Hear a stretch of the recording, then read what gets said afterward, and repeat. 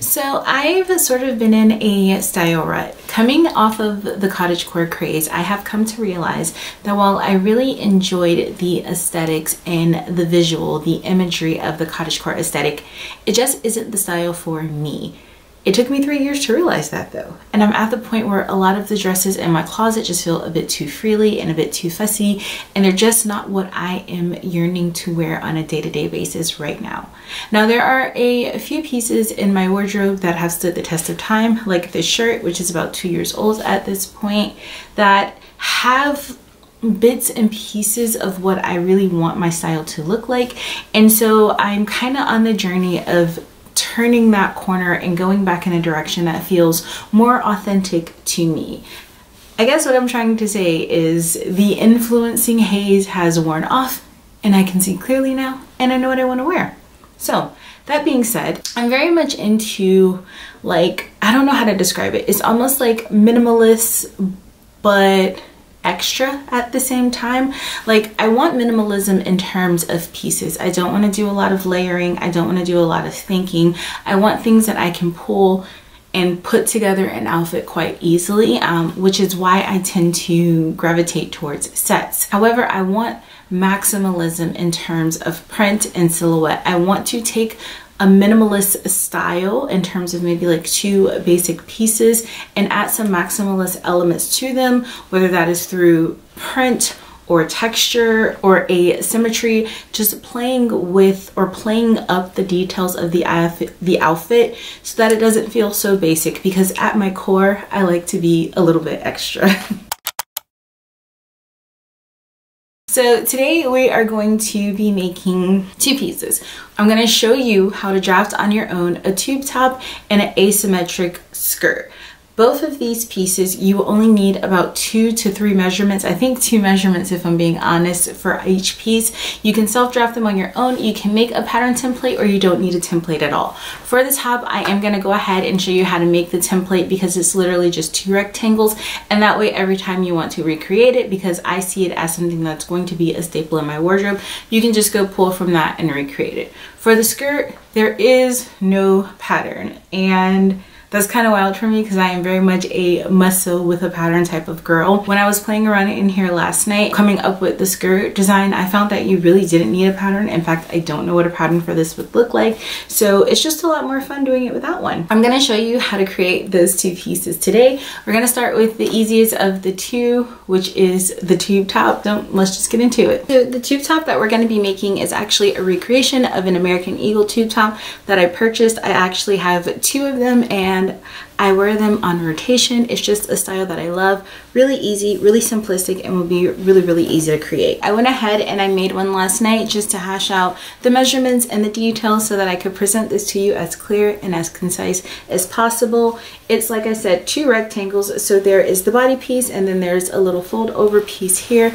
and it just fits kind of like bandeau style tube top, really giving Y2K, really something I'm into right now. So let's get started. For the tube top, it is going to consist of 2 measurements. It's going to be the width of the tube top as well as the length of the tube top. In order to get the width of your specific tube top, you are going to need your bust measurement divided by 2 minus 1. So for me, my bust measurement is a 37. 37 divided by 2 minus 1 would be 17.5. So that is going to be the width of my tube top. Now, for the length, you're literally going to determine your length on your own. What you'll need is a measuring tape, and you're going to take a measurement from about the top of your cleavage to where you want it to end. So for my measuring tape, I'm going to sit it right here, like right above where my cleavage begins. I'm gonna look down. I think I would like the tube top to end at about here. So that is 12 inches. So for me, my length is going to be 12 inches plus 1, which is 13. So all in all, I will have a width of 17.5 and a length of 13. For this fold over piece, which is quite simple to draft, you're going to create another rectangle. So the length of this rectangle is going to be the length that you've already determined for the tube top. For me, that is 17.5. And then the width is going to be 5 inches standard. One thing to note with the fold over piece is that it is a piece that is cut on the fold and the cut and the fold is going to be on the long edge of the piece, not the short edge of the piece. Okay, so at this point I have my front and back piece, which are exactly the same, and then I have my 2 fold over pieces, which again are exactly the same, and they both fold on the lengthwise. The majority of this top is going to be constructed on the serger. I sew things on my serger all the time, and I feel like as long as your tension is right, then you won't have an issue with it coming to pieces in the wash. So I'm going to start the construction of the top on the serger, and then I'll walk you through that.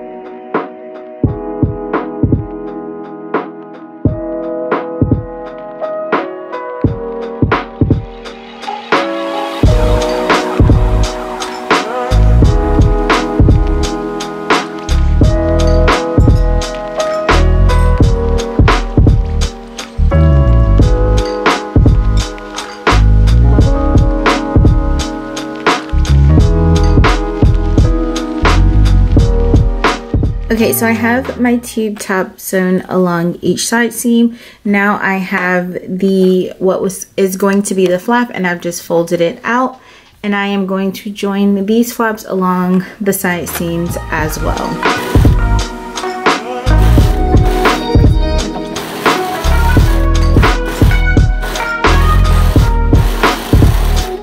Okay, now we have big tube and little tube. We're going to take little tube and we're going to fold it over on itself like this, making sure that if it's directional, you see my birds actually are facing upright, that when you fold it over, the part folded is facing the right direction, and then the part inside, you see here, is upside down. We're going to put this tube inside of this tube like this.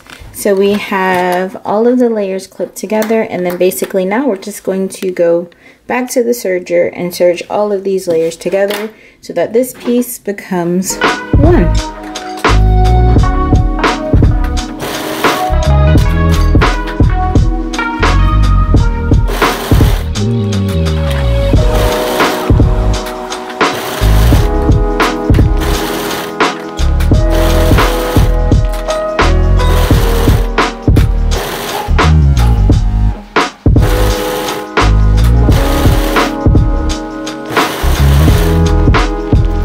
Okay, at this point we basically have our tube top, so now we just have to put the finishing touches on it. So here we have this raw serged edge, and we obviously don't want that to be seen when we are wearing it, so we're going to fix that.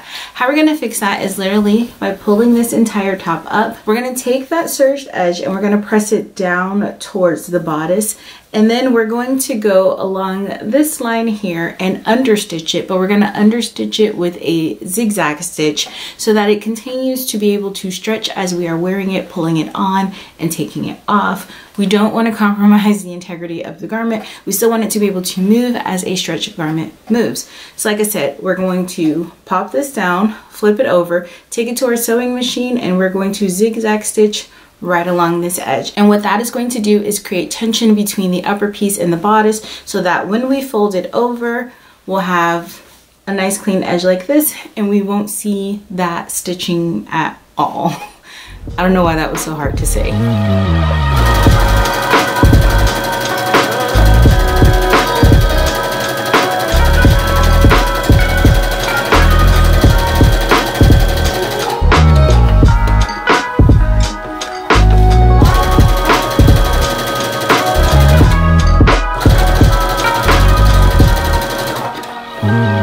So we have a top. Now you could stop here if you so desired.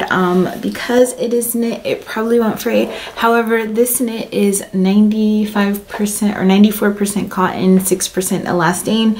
So I don't know how that's going to behave in the wash. It's not a blend that I've dealt with before, and I know it can take a press pretty good. So I'm going to go ahead and I'm going to hem it. How I'm going to hem it is I'm just going to turn it inside out. I'm going to mark a line of 1 inch up from the seam, and then I'm going to fold so that the edge of my fabric meets that line, which would give me a 1/2 inch seam allowance.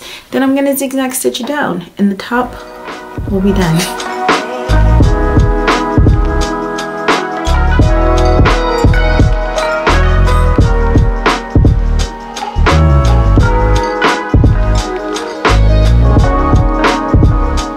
Is finished. I will show you what it looks like on, obviously, at the end of this video.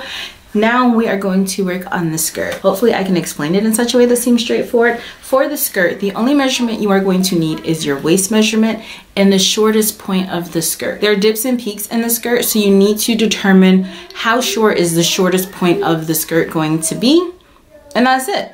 So waist measurement. Okay, so you're gonna need your waist measurement here. I don't have my measuring tape to demonstrate for you. I will make sure I link a resource in the description box so that you can accurately take your waist measurement. I already know my waist measurement is about 37 inches. It usually fluctuates between 37, 38, but usually about 37 inches.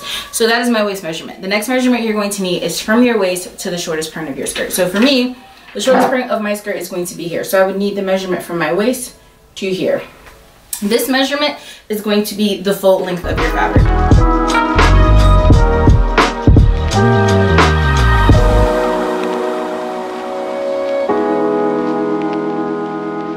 You fold fabric like this, right? We don't want to fold it like this. We're gonna fold it like this, long ways, and then I'm just going to roll it up until I get to that point, which is where I deem it to be. Let me back you up so you can see. So I'm rolling it up to where I get to that point. So see here, I feel like that is a good short peak for me. So this is how long I want the fabric. So now I'm gonna take it, I'm gonna grab it, gonna kind of like arbitrarily mark, and here is where I'm cutting this fabric. So I'm gonna do a snip here, and I'm gonna tear all the way down. Okay, so I've just made a little snip in mine. Now I can tear straight down. This is what I am left with. It's just this giant rectangle. So you're gonna take this rectangle and you're gonna fold it into a triangle. So across the diagonal, like this. And then you'll have a triangle. Okay, so I have my triangle here. Now you're gonna take your triangle and you're gonna bring the edges of your triangle together to make yet another triangle. So now this is what we have here. This is going to be your waist. So now you are going to take your waist measurement, you are going to divide it by 4, and then the number that you get will be the circumference that you cut out of here. I'm gonna take you over to the sewing table. It's not the best angle, but I'll show you a little bit better there. Okay, so here's that peak that I folded when I folded the triangle for a second time. Now I have on here marked my measurement, and you can do this just by the measurement, but I have this little handy thing my sister sent me for, I think, Christmas. So anyways, I'm gonna put that here. I have the stop point at my measurement, and then I'm just going to rotate it around and around to get that circumference that I need to cut out the hole for my waist, which again is 1/4 of your waist measurement.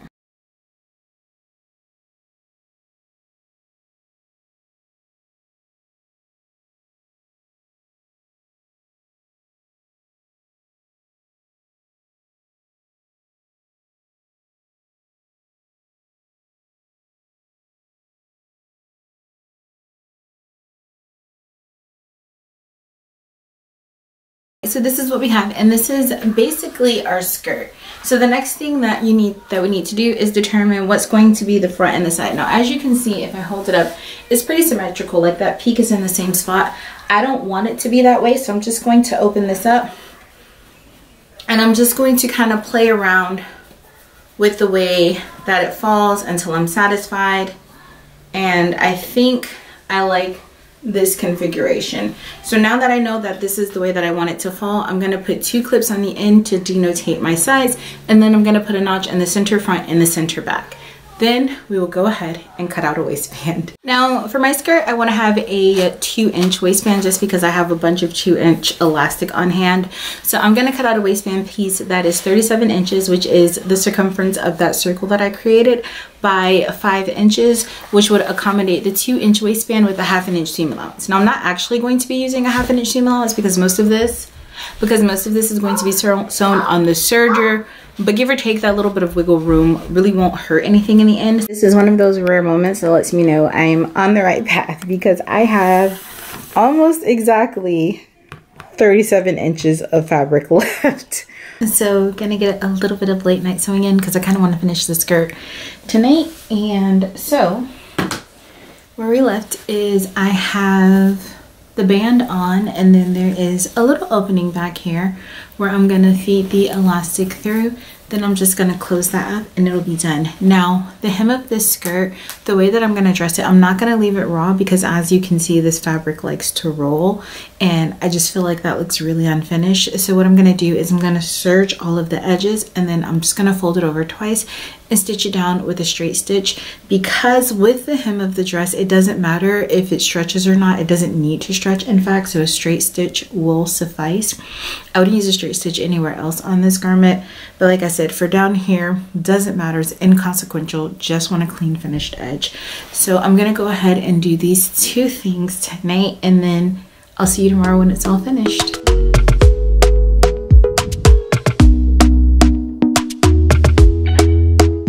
Talk to me nice, talk to me honestly. Look in my eyes, don't let it fall on me. Say you a good guy, make me believe it. Don't wanna hear it, I wanna see it. See how rewind, when we rewind, feels so nice. We time, you I know how to make me feel right. I can't help how this sweet talk, I'm already on my I couldn't be happier with how these pieces actually came together in the end. I feel like they are executing that vision that I had in my head, where I'm taking silhouettes that could very well be minimalist if you pare them down in just like base colors and amping them up a little bit with different patterns, playing around with the hemline of the skirt. If you saw in like the reveal video, or if you noticed, I even played around with the length of the skirt. So one is shorter and one is a little bit longer, just for like a little bit more drama. So taking very basic, very easy pieces and silhouettes and turning them into something that just feels a little bit extra and a little bit special for my everyday wardrobe, because these are things that I am going to be wearing on the day today, and I want to be excited when I get dressed. I don't want to feel like this is just like another mundane part of life, even though it very much is. We can still add a little bit of fun to it, and so that's what I did. I started this video off like, I'm gonna show you how to do this, and I feel like towards the end it was more like, oh my gosh, I just need to finish this. And so I don't know if I quite checked the this is how you do this box. Let me know in the comment section below how you think that I did. We are losing daylight over here, and I have noticed in some of my other videos that my artificial light just comes off very harsh, so I'm just trying to like move into different areas of the house that have a little bit better lighting. But based off of what I'm seeing in the viewfinder, the lighting isn't that great, so I'm gonna let you go. Thanks for sticking around with me, and hopefully I'll catch you in the next video. Bye.